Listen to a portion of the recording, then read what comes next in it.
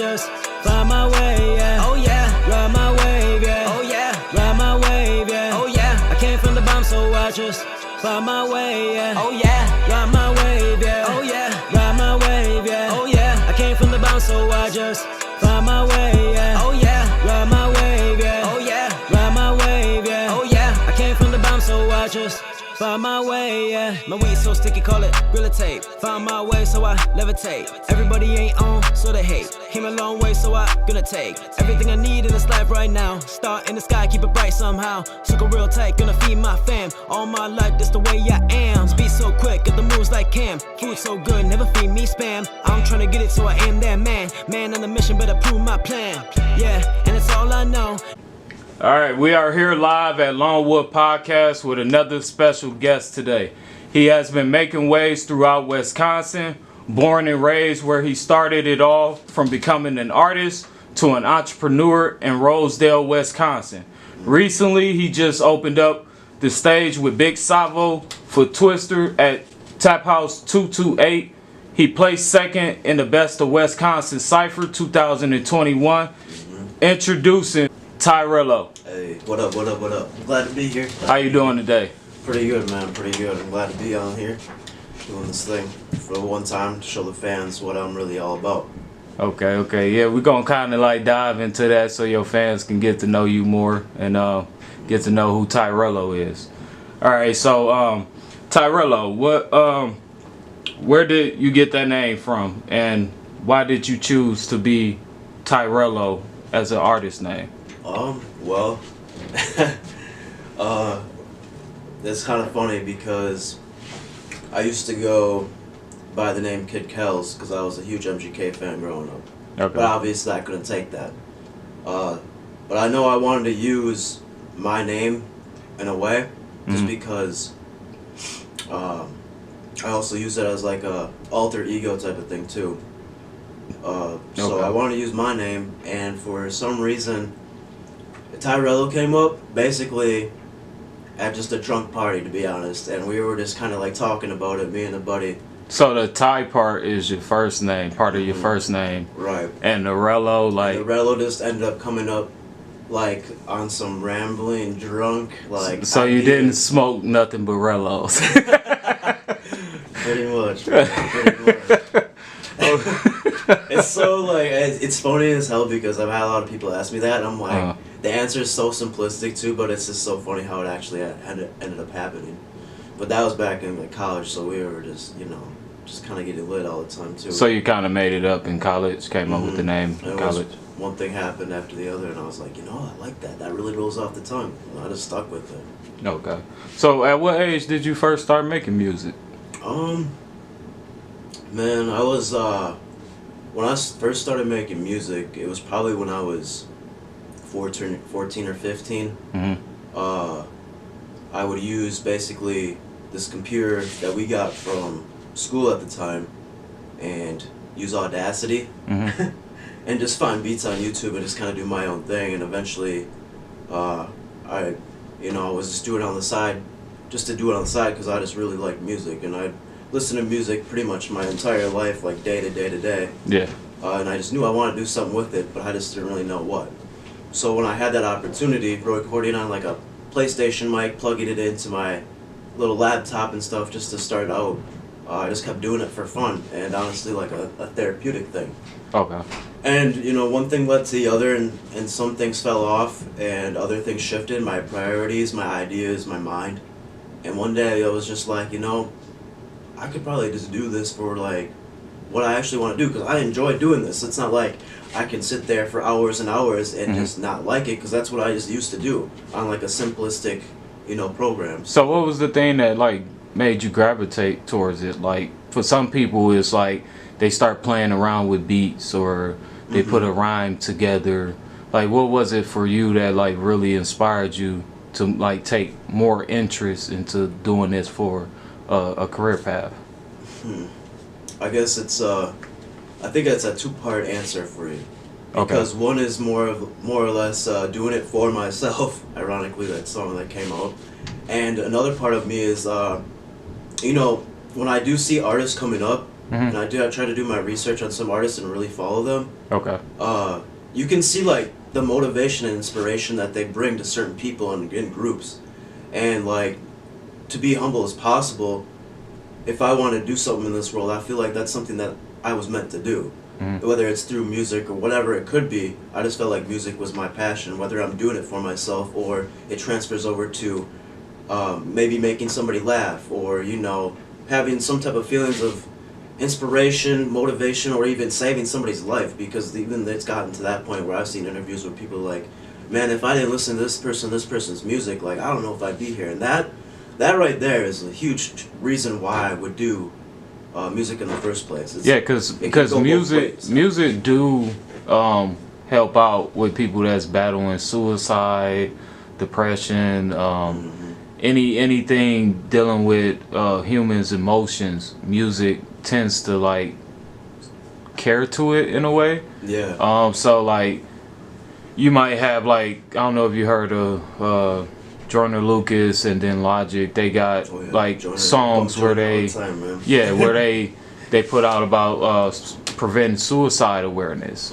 So yeah, I think that would be like a great idea. Like, have you ever thought about making that type of song, like a song that it can inspire others to get out of a depression or like a suicidal stage that they in life?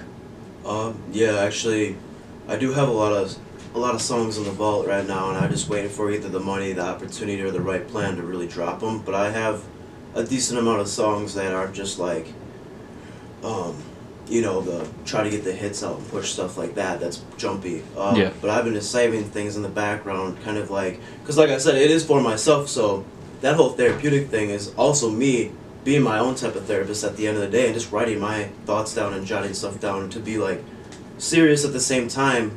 But I know, like, at the end of the day, it feels like I'm coming out of like a therapy session too. Yeah, because you never know if you release. Let's say you release 3 of those songs, right? And you never know, like, these songs might save someone that's suicidal, right, or just thinking about just doing some bad things. You know what I mean? So, in my opinion, I will vote for you to release them because I do have one coming. It's a lot of people that you might not really think it might do that good, and you might release it to be like, hey, this is just a project for me, and then it might do like higher numbers than the songs that you would consider to be like a hit or whatever. Right. You know what I mean? And it's because we live in a society where people are gravitating towards that type of music now, because it's something that they can relate to, which is super nice. I like that authentic purpose of it. Like don't get me wrong, you can have hype songs and stuff, but I feel like that certain storyline, if you would, is just so played out, and it's so about the money, because it's what really draws in the views. Like, when I first started music, I didn't really think about that stuff at all. I just did it, to really be jotting my stuff down like that. But figuring out that, if I release this and this, like, and there's even, like, sometimes where I have songs that I got done, and I'm like, I don't really like this one that much. But, like, it also is a part of me, maybe, like, on one side, like, yeah, you shouldn't release this because blah, blah, blah, blah, blah. I got things, like, my head be, like, thinking about that stuff. And then all of a sudden, if I send it to somebody, they'd be like, this song is really good. And I'm like, really? You think so? Yeah. And, like, it's just crazy to me because I could just make a song that I don't think is good. But if somebody else finds it, like, appealing and they find it really good, I'll drop that just because, like, they like that song. Yeah. And, I'll do it for myself, but I'll do it for the fans, too. Because even the song I Know, that's, to me, sound like it's some type of, like, inspiration in that too as well, like, to help other people. Because you be like, I know all the voices in my head. I forgot the next line you said. If you want to help me out here. I can't sleep. Okay, there we go. No, I can't sleep, right? Right. So you got people that are literally going through that each and every day. So that song right there is a song that's one of my favorites that you done created and put out. Yeah, that one is actually a deeper one that I was kind of relating to back when I was just going through some stuff in college at the time, just dealing with a lot of emotions and a lot of stress. And I like to pocket that in my mind sometimes, and I put some hit songs on that EP, and then I usually put some emotional stuff in there, like More to Come and I Know I know I try to make more of like a hit, but I also made it more of like serious too at the same time, and that was kind of something that I always strive for, instead of just making it seem so sad, but being able to do like almost, if I reference like Juice WRLD, where he can have lyrics that seem super depressing and stuff because of the shit that he was going through, but make it such like a good song. Yeah. And that's really something that I've been trying to strive for, and I think that I Know song is something that is hit.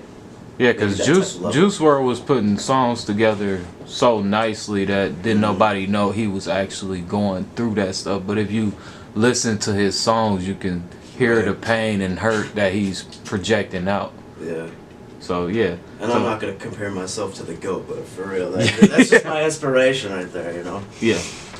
Okay, so you know, when a lot of people start making music, when they're making it for a while, they get in this little funk to where it's like, I really don't want to write no more. I want to get this up.